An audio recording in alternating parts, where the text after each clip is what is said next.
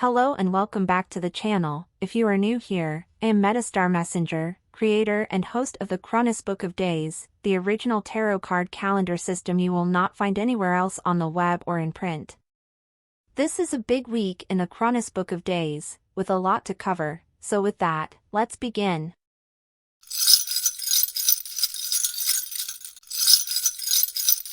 In week 51, we encounter two powerful queens. The first is the reversed High Priestess, Queen of the Underworld, commonly known as Persephone, whom I briefly introduced last week in Chapter 50. In contrast to her previous portrayal as the virgin daughter-child victim archetype, she now rules as a guardian to the underworld, as an equal alongside Hades. We will meet the High Priestess again in the new year, in 3 weeks' time, but until then we must experience her in shadow form. The High Priestess is a mysterious symbol that is hard to fathom, and hard to explain especially to the casual consumer of esoteric subjects. The partially visible book of secrets she holds on her lap adds to this sense of hidden knowledge.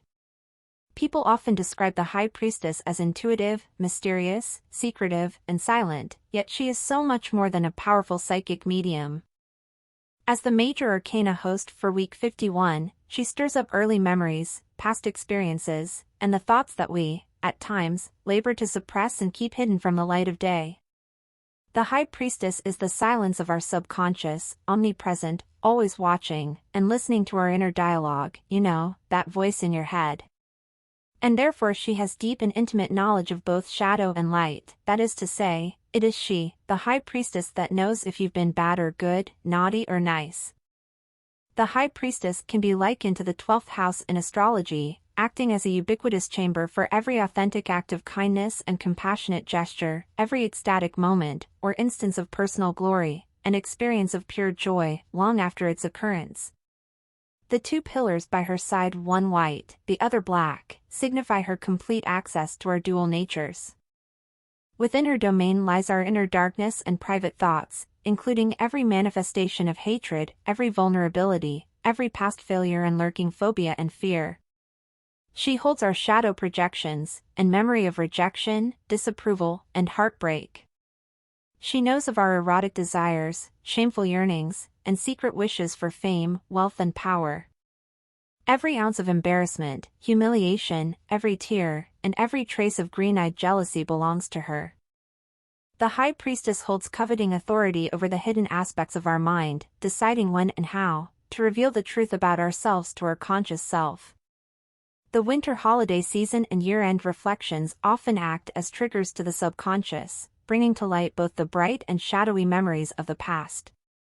Much like ghosts of Christmases past, these memories compel us to confront the forgotten or private aspects of ourselves, as well as their influence not only on our lives but also on those around us. Once acknowledged in our waking consciousness or awareness, the purging and amending of the shadow is not the work of the High Priestess, rather corrections are a matter belonging to Hades. The second queen belonging to week 51 is the Queen of Pentacles, a card close to my heart and satellite companion to the reversed High Priestess. The Queen of Pentacles card evokes memories of my mother, who tragically succumbed to brain cancer 26 years ago this month, on Pearl Harbor Day, December 7th, following a long cruel battle that for all intents and purposes claimed her life 2 decades before she passed away at the age of 51. The qualities possessed by the Queen of Earth mirror what I remember of my Virgo-born mother, as she too was grounded, devout, elegant, and profoundly beautiful. The holiday season becomes a poignant time with her memory woven into its fabric. Because of her condition, my mother, a mother of 5, couldn't orchestrate any grand Christmas celebrations. My father did his best. We always had a softly lit artificial tree in the living room, a modest array of hastily wrapped presents on Christmas morning, some years admittedly better than others, and a simple turkey or ham dinner with a few trimmings at day's end. It wasn't ever Christmas itself that I disliked, but rather the pangs of envy I always felt toward my friends and classmates whose mothers were healthy and orchestrated elaborate holiday traditions. Christmas for them was more than presents, it was about everything that came before, and going to church on Christmas Eve, attending local tree lighting ceremonies, and joining the community in celebrating the birth of Christ. Their homes were always adorned with decorative fresh pine trees and brimming with shiny wrapped packages that were stacked under the tree well before Christmas Eve. They indulged in traditions like baking sugar cookies, ice skating, and shopping at the big malls. Their holiday feasts were Herculean affairs. Returning to school after the holidays was always tough. I'd hear my classmates talk about the avalanche of presents they received on Christmas morning and from every corner of their extended family. Gifts from aunts, uncles, grandparents, plus family friends, it seemed endless. Alongside the fulfillment of their individual wish lists from Santa being fulfilled, they'd show up with brand new wardrobes, stylish winter coats, cute hat and scarf sets, the latest designer jeans, trendy tops, sneakers, a trove of accessories, new gym clothes, leg warmers, leather boots, jewelry, even their names in gold script were now hanging from their neck, along with earrings, bangle bracelets, and watches. But my experience was different. I silently prayed each year that no one would notice, or at least they'd have the decency not to make a fuss about my return to school with the same crooked teeth and pre-Christmas clothes. I did have 2 sets of grandparents and many aunts and uncles, but our Christmases didn't involve them visiting or showering us kids with gifts. However, we'd all gather on Christmas Eve in a walk-up cramped apartment that belonged to my paternal grandmother. You could smell the Polish food from outside, and that was, and perhaps is still, my favorite memory of Christmas Eve. Otherwise, her apartment on this night was always bursting with family and filled with cigarette smoke, excessive drinking, loud conversations, awkward greetings, and inevitably one gift. Mine, more than once, an itchy winter sweater that always seemed a size too small, that I pretended to love. As a kid, when extended family doesn't really know much about you, they have a predictable way of letting you know. It usually starts with them exclaiming how much you've grown since they last saw you, and then they follow it up with the classic question, "So how's school?" It's as if those 2 lines are the official script for distant relatives, until such time they can graduate to, "So, are you dating anyone special?" Christmas is supposed to be a joyful season, so there was never any discussion about my ailing mom. For some years, she was confined to the couch at home, unable to leave the house, until she eventually entered hospice care for 13 years until her passing. Spending those many Christmases in hospice was a unique experience for me as a teenager, where the juxtaposition of unwellness and the unmistakable scent of death takes center stage on a day that's supposed to be filled with magic and brightness. Hey, but at least I had somewhere to wear the itchy winter sweater I received just the night before. No one ever seemed to acknowledge that maybe I was sad or worried about my mom being home alone on Christmas Eve. As the big sister, I often found myself self-parenting and looking after the home and my 4 siblings, starting from around the age of 7. It was a heavy responsibility that went unrewarded and unspoken during the holiday cheer, yet I was always aware that when the adults spoke of me, they did so by putting the word poor before my name, as to insinuate my unfortunate circumstances and their pity. Words have enormous power, and so speaking of me, as that poor child or poor girl was only working against my wishes and more positive outcomes. The annual Christmas gathering persists, pretty much unchanged to this day, surprisingly with many of the same aunts, uncles, and cousins still in attendance and alive. It's no longer held in my paternal grandmother's cramped walk-up apartment house because she has since passed away. My own father now hosts the party. Thankfully not on Christmas Eve, and it's catered in a much larger, smoke-free Veterans Hall. Despite the change in venue, some things remain constant.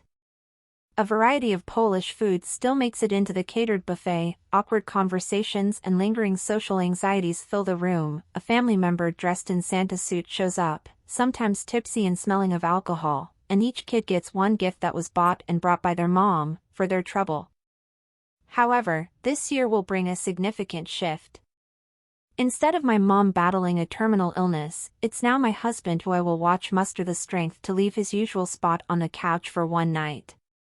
Like my mom, he spends most of his time napping on the couch in front of the television, unable to do much else since being diagnosed with ALS earlier this year. For 35 years, my husband has been the one constant that has made Christmas, and life itself, at least bearable for me. Together, as young parents and later as young grandparents, we were always aware of how Christmas may have fallen short during our own childhoods and early adulthood. In response, we sometimes went the extra mile to compensate for what was missing, embracing the second chance at experiencing the joy of the season as our inner child should have. Similar to the Queen of Pentacles gazing upon the golden coin in her lap, bringing her heart's desires into physical reality, I, perhaps a bit foolishly, have always wished my Christmases could be anything other than what they've been. There were times that I tried to turn the annual Christmas party into something more meaningful by suggesting donations for the troops serving in Iraq and toy drives for the less fortunate, but those changes didn't have a way of sticking. I've tried more modest celebrations, less focus on the adults receiving presents and making it more about the kids and everything leading up to Christmas morning, and for my trouble I have been labeled a Grinch in jest. I wish I could get it right and enjoy the Christmas season like most people do. However, the memories from my childhood and the emotional void left by being a motherless daughter and mother make it difficult for me to ever fully embrace the holiday. The memories concealed by the realm of the High Priestess, intertwined with recollections of cherished individuals who make our lives meaningful, are a shared human experience. Sometimes, Christmas, or birthdays, or even Super Bowl Sunday are special because someone in our life made it so, and when they're gone, so is the magic that they brought to life. These experiences are underscored by the presence of these two queens, who appear annually this time of year. Yet we can take heart, counting down the days as the burden carrier, represented by the Ten of Wands, nears the finish line of Yuletide expectations, obligations, and subconscious triggers. Over the course of years and even decades, as I have cycled through Yuletide highs and lows, I've grown increasingly aware of my own empathic soul, my subconscious triggers and personal afflictions. This includes the overwhelming weight of insecurities and anxieties I have about myself, as well as the inner conflict of wanting to be invisible during the winter holidays while wishing to be acknowledged and showered with love. There is also short bouts of depression, feelings of scarcity, repressed anger, pessimism, indifference, panic, psychosomatic ailments, and eventually the ensuing post-holiday shame for subjecting myself, my finances, and others to the predictable turbulence of December. It's been a journey of sober self-discovery, made easier with the adoption of the Chronus Book of Days and astrology. Together, they've helped me to recognize the vibrational frequency of my seasonal angst and how, as a powerful empath, it is in my nature to absorb more than my share of holiday blues, which in turn allows me to embrace greater self-compassion without needing external validation from anyone during this season. There's no telling what is concealed in the shadows of your mind, but if in any way you feel like I feel, I hope the Chronus Book of Days helps reconcile, or at least confirms, the pattern of increased mood-changing triggers as connected to a predictable seasonal cycle of your subconscious, otherwise known here as the reversed High Priestess. The Winter Solstice is where I direct my focus, nurture my hope, and discover a profound sense of reverence within my soul. So, let's go there now. Oh, and if you are enjoying the original content here, I invite you to subscribe to the channel, like the video, share, binge previous episodes, and leave a comment below. I'd love to hear from you.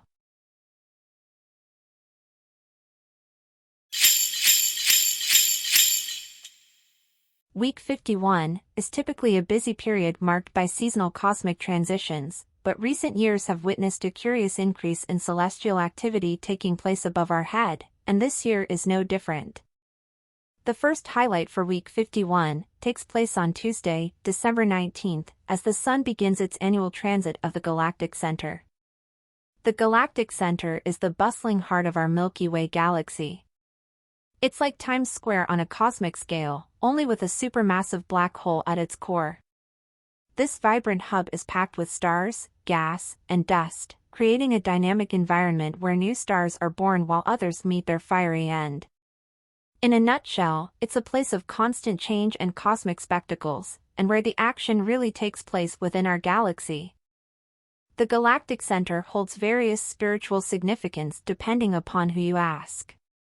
It's often associated with higher consciousness, and for many, meditating on the Galactic Center can be a way to access the Akashic records and seek greater sources of wisdom. When the Sun synchronizes with the Galactic Center, it's always best to heed its call. Here, I have charted this annual event on the time of the quarter moon Pisces, East Coast United States. This timing aligns the cosmic trinity Sun, Moon, and the Earth with the Galactic Center at 27 degrees 11 minutes of Sagittarius. This alignment is a powerful omen of cosmic communication and spiritual initiation.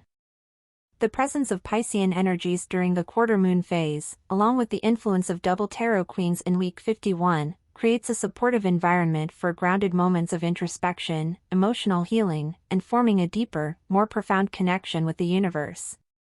Pay close attention to the whispers put upon your heart, sudden urges, opportunities that fall into your lap, and that compulsion to turn left, when you normally turn right.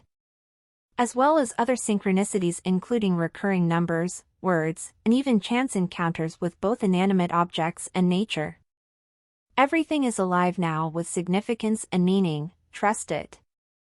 The Sun conjunct the Galactic Center in the 8th house, especially with the fixed star Antares on the cusp, holds significance where it concerns themes related to death, mortality rates, and the collective benefit derived from death and war, such as through pension plans, private retirement funds, and high-yield investments. The Sun conjunct the Galactic Center in this house may bring a heightened awareness upon the value and impermanence of life, even encouraging individuals and society as a whole into an increasing consciousness concerning these existential themes. The presence of the fixed star Antares, known for its association with war and conflict, symbolizes a need for addressing humanity's aggressive tendencies and relentless capacity for violence. It's a reminder from the collective consciousness from many light years away, that it is not asleep at the wheel or detached from the world's challenges and conflicts, particularly in regions of the Middle East. Overall, the alignment highlights the importance of seeking peace, harmony, and a deeper connection to higher levels of consciousness while we navigate the complexities of life and death in the new age of Aquarius. It also sheds light on the ethics of ignorance is bliss profiteering, occurring on a global scale. As we unearth more about what retirement and pension funds invest in, there may be a vast transformation in the future of capitalism and market-driven economies. The next big astrological highlight of the week is the Sun entering Capricorn, also known as the Winter Solstice. The Sun enters Capricorn on Thursday, December 21st, at 10:27 p.m. East Coast, United States. The newborn Sun, positioned in the 4th house, receives a warm welcome from the exalted Moon in Taurus, accompanied by Saturn, the guiding planet representative of elders and wise figures, akin to the Magi. This is a beautiful omen, symbolizing a period of stability, emotional grounding, and deep wisdom, overall a nice mirror to the attending cards for week 51.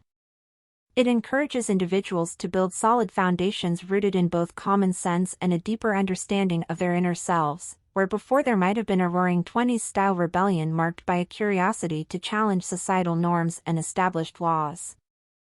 However, with the Sun conjoined to Mercury retrograde, and the benefit of consequences in hindsight, many can see that a devil-may-care attitude, while good for some, is not sustainable in the long run. The final astrological highlight of week 51 is somewhat of an expansion on the Sun transiting the Galactic Center, even in its messaging. Also, when charted using an equal house system, a cosmic nod from the future appears on the 12th house cusp, at 19 degrees 24 minutes Aries. This is the exact degree, to the minute, of the April 8, 2024 total solar eclipse that I briefly talked about last week in Chapter 50. Its appearance on the 12th house aligns with those High Priestess subconscious triggers and psychological stirrings that, while uncomfortable and upsetting, ultimately prompt us to receive bigger picture downloads and eventually truth. With that being said, on Friday, December 22nd, Mercury by retrograde motion will enter into the heart of the solstice Sun at 0 degrees Capricorn. This inferior conjunction of Mercury also marks Mercury's midpoint in its current retrograde cycle that began back on December 13th respectively. The conjunction of Mercury and the Sun occurs in the 8th house when charted for 1:54 p.m. East Coast United States. When Mercury, the planet of cosmic communications and thought, is aligned with the Sun, the center of great universal consciousness upon one of the 4 cardinal points, it is a very rare and significant thing, but it also symbolizes the start of a new season and an infusion of fresh energy to bring about transitions and change to the status quo. Now, it really depends on what you see as being status quo. For example, if you see no world war in nearly 80 years between great nations as a status quo issue, that could soon change either to your delight or greatest fear. The conjunction in the 8th house is an omen of transformation, symbolizing a period when those seeking illumination can find themselves blinded by the light, and in danger of suffering disillusionment about the path, goals, or beliefs they've chosen. Some may get the sense that they're not so much on a meaningful journey as they are on a hamster wheel, seemingly going nowhere. Likewise, shortcuts while tempting often come with pitfalls and unintended consequences, also making them less advisable now. The message on this day appears to indicate the necessity of making sacrifices, foregoing certain non-essential comforts, or adhering to a strict agenda in order to successfully achieve a specific goal, task, or surmount that metaphorical mountain along one's path.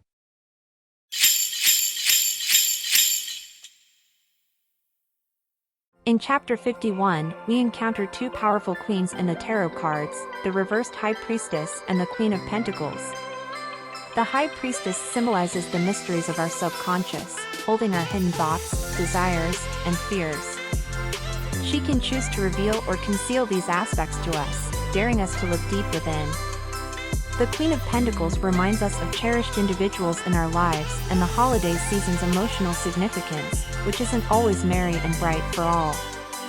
I shared my personal experience of Christmas as a child, marked mostly by envy of friends and their charmed conditions, while I dealt with the challenges of my mother's long non-curable illness, and the loss of a normal or happy childhood. I reflected on my journey of self-discovery during the holiday season, acknowledging insecurities, anxieties, and inner conflicts that when triggered don't hold the same power over me that they did even a year ago. I find solace in the Chronus Book of Days, a creation of my own making, mostly because it helps me understand seasonal challenges as cyclical and predictable. Like the two queens of Chapter 51, the Chronus Book of Days is my ancient scroll of secret wisdom, and my golden pentacle, a wonderful treasure that I both labored and manifested into reality. Astrologically, week 51 is marked by the Sun's annual transit of the Galactic Center. The Sun's entry into Capricorn, known as the Winter Solstice, and Mercury's inferior conjunction with the Sun highlights the need for sacrifices and discipline in achieving goals and climbing mountains. The reversed High Priestess, alongside the current astrological influences, unveils her hidden truth, shedding light on the high price to be paid when individuals, societies, or the global community is happily divorced from truth and reality. The reversal of wisdom symbolizes the faulty collective intuition becoming so distorted and desensitized to the point where it can no longer sense when things are seriously amiss or potentially heading down a troublesome path. In such moments, the call for reawakening our collective awareness and reconnecting with deeper truths becomes ever more pressing. I am Metastar Messenger. Until next time, always love.